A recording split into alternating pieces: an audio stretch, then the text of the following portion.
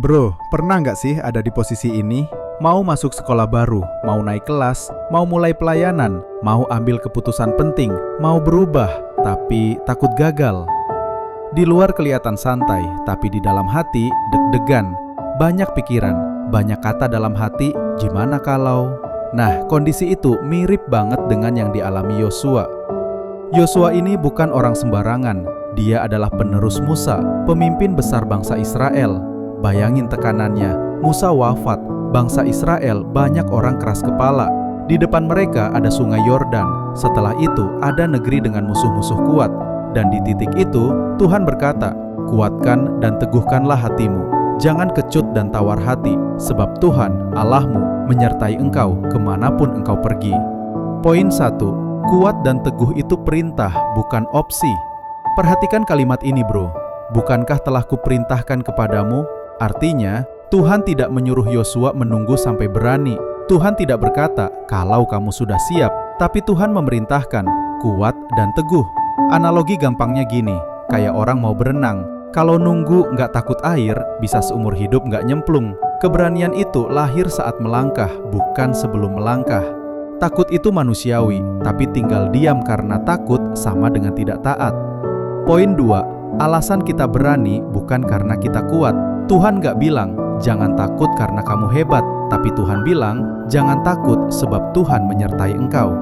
Ini penting banget bro, keberanian orang percaya bukan dari skill, tapi dari penyertaan Tuhan.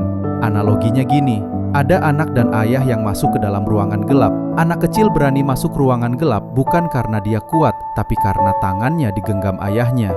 Begitu juga kita, Tuhan tidak menjanjikan jalan mudah, tapi Tuhan menjanjikan Dia tidak meninggalkan kita dan itu cukup.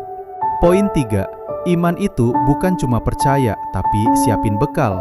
Ayat 11 bilang sesuatu yang menarik, sediakanlah bekalmu, sebab dalam 3 hari kamu akan menyeberangi Yordan.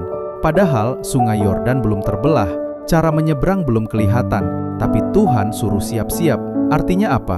Iman bukan cuma bilang, Tuhan pasti tolong, tapi juga, aku siap kalau Tuhan mulai bekerja. Analogi sederhananya gini, kalau kamu bilang percaya hujan akan turun, tapi nggak bawa payung, itu bukan iman, itu nekat.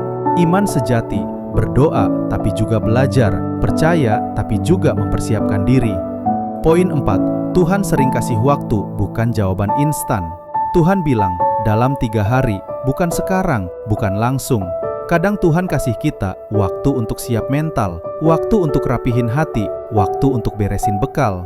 Kalau sekarang kamu lagi di masa nunggu, jangan mengeluh, gunakan waktu itu untuk bersiap. Penutup, bro, dari Yosua 1 ayat 9-11, kita belajar 1. Takut itu wajar, tapi jangan berhenti. 2. Keberanian kita datang dari penyertaan Tuhan. 3. Iman sejati selalu disertai kesiapan. 4. Waktu menunggu adalah waktu persiapan. Mungkin hari ini kamu sedang berdiri di tepi Yordan versimu sendiri. Tantangan, ketidakpastian, masa depan yang belum jelas. Tuhan bilang hal yang sama, kuatkan dan teguhkanlah hatimu, aku menyertai engkau. Yuk kita berdoa. Tuhan, ajari kami untuk tetap melangkah walau takut. Kami percaya Engkau menyertai kami kemanapun kami pergi. Bantu kami bukan hanya percaya, tapi juga mempersiapkan diri. Dalam nama Tuhan Yesus, amin.